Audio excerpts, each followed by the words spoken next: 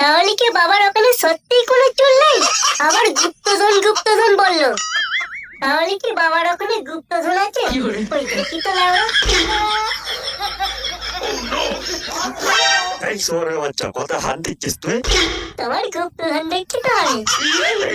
এই ছেলে গুপ্তধন, গুপ্তধনের এই খালা লাউড়ার ছেলে গুপ্তধন আমি আজকে দেবো লাউড়া।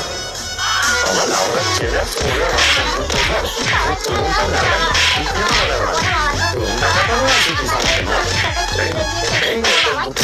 এই নে বাবা, আমি ভাবে ছেলে আমার গুপ্তধন পেয়েছে, বাবার ছেলে আমার চুল ঢাকাতে নিয়ে এসেছে।